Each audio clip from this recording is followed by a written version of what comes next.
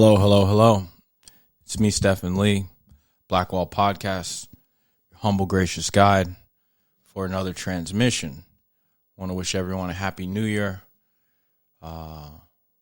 This is now going into our second year, so this is pretty amazing for me. The success is the fact that we just keep doing it. The people that I meet along the way. I want to encourage everyone to follow our socials, BLKWall_podcast. Check out our Patreon. Most of the stuff is unlocked at this point. Donate what you feel it's worth. Also, make sure we disseminate the message, share it with people, think about it. Let's build a better relationship with money for 2024. It's not a quick thing. It's not a quick fix. We're not going to find some, I've got a secret, I've got a shortcut. This is not the place for that. Welcome to our first-time listeners. If you don't know, this is an independent financial chronicle of a buy and hold investor, a natural bear, and someone who has gone through real-life scenarios and adversities in order to share and be here to be able to talk about what it is to invest and be in the investment space for a black and brown investor in America and globally. Today, I have a very, very special, I guess we're going to stop doing that with you. We're going to stop. Yeah, we're going to. So I am the official, unofficial co-host. Yes, that's who you are. And that's it. Yeah. That's it. What else is there to say? She's got the good mic. And yeah, that's who you are. CEO Fierce, Sasha Nicole. Thank you. No stranger. Family, day one supporter. Business partner, CEO of 40 Acre Tech. Any other kudos you need right now? Powerful superwoman. Continue. TT extraordinaire. Continue. And that's all I got. So back to the business, guys, because I stand on business. My daughters, man. Trying to get ran up. I know. My daughters, they came back from ahead. school with it. King is a legend. So we are going with everything that's financial, business, growth. It's just it is what it is. Correct. We're 100 or so episodes deep. We're definitely approaching our year anniversary. So if you are not caught up to speed, have missed anything, this would be a great time to catch up because we're about to go into hyperdrive. For the next forever foreseeable future. I like the way that sounded. Correct. Also, Objective Raw and Real is still our moniker. It's still what we live by. I think that's something that we will always continue to have as a premium because it is something that is lacking from the space in general. So I'm okay with not necessarily ever being the most popular podcast, even though our numbers are great. But I do want to be the most authentic and realist podcast in the financial space. I want people to understand that there is a thing called financial threshold for pain. And I want people to be more honest and explore what that is and being able to stretch that boundary. I do. So with that being said, today's topic that came out of the lovely, let's call it black bowl of ideas, is with your broke ass. Yep. With your broke ass. Thank you. That's how I wrote it. Yeah, as in Wichita. Yes. So with your broke ass. Okay. This topic. Let's give a little background because the other parts, if you guys aren't into our outtakes or tapped into Patreon, you don't understand how this new method has come about. We have created a method of topics where we are putting them in a bowl and letting chance and circumstance come up with the topics. This is not a setup to make ourselves look good and have these great cameos and overproduced kind of content. What we're doing is we're trying to keep it relatable to things that we go through, on a financial basis, and startup company, real estate, mixture of both, and anything else you got going on in between. We want to make sure that we're letting people know that it's okay to go through the trials and tribulations, kind of vent, get pissed off, and then move forward. Right? That part, the move forward part. correct. Because trust me, I want to say, if you give me a 30-day business cycle, I probably want to quit 10 days. 10 days, I am ready to liquidate my whole portfolio and move to Phoenix, Arizona. Easily 10 of those 30 days. Have I done it? No. Why? I'm sure this will come up over the time. You guys will understand the implications of doing something like that. Shout out to my ex-wife. I should have brought the champagne. Yeah. But we don't know which one I'm talking about. So that's the beauty of my conversation. The fact that you just pointed out that it's more than one is why I need the champagne. I don't care which one. I don't want to get in trouble, so I leave it ambiguous. Back to my lovely note card, boys and girls. With your broke ass. Because you ain't got no money, though. I ain't got no motherfucking money, though. Money versus assets, right? Commodities, cash, cryptos. The crash. All right. So, CEO Fierce,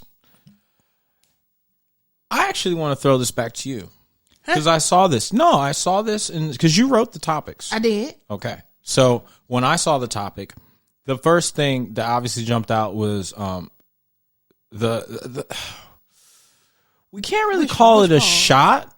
Which part? The title, with your broke ass. Okay, it's not really a shot because this was actually been said to me before multiple times. And how was it said? With anger, with Anna. Like I'm from Memphis. The motherfuckers told me that shit with anger. You just feel me? So, with your broke ass is Loaded. It's so loaded. It's something that's always said to hurt you. You know? With your broke ass. With your broke ass. And when it was said to me, it stung. The last time, anyway. It did. It stung. The last time it was said to me, it stung. It stung bad because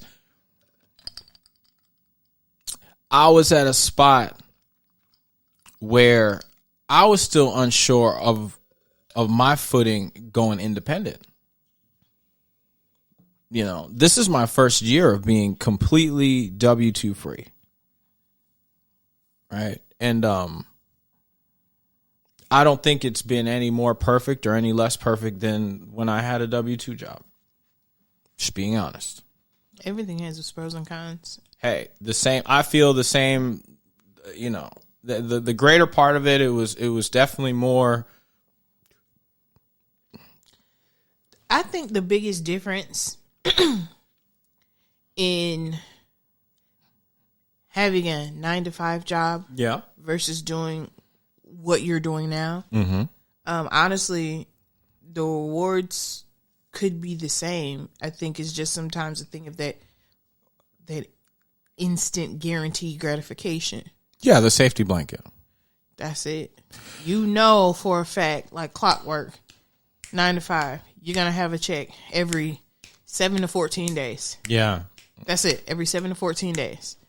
When you're truly independent, not to say you're pressed for cash, but your mindset is not to seek out money to alleviate like these little surface bruises and cuts, i.e., I need to get me a new pair of this. I need to go buy this. I need this. You know what I'm saying? Your money, the idea of you getting money is automatically tied to making more, investing it. So it's never money for yourself.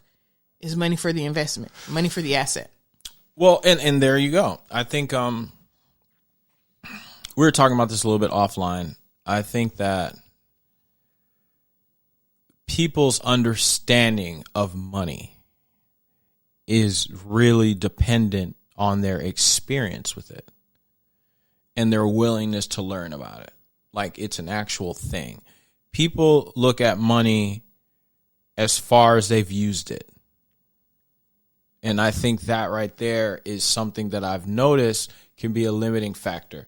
Give you a practical example. If you've never purchased something with your own money that's making you money, that concept doesn't really register to you, right? So if I say, hey, I got something that'll make you $200 a month, you're comparing that to your $2,000 a month you get at your job. You're not looking at, okay, I need 10 of these to get away from this. Correct.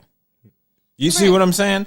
That gap, and that gap is what's gonna turn everything, because it's how much are you willing to sacrifice in that pain threshold to get to the 10 of the 200s to replace your 2,000, right? Because people don't really internalize the fact that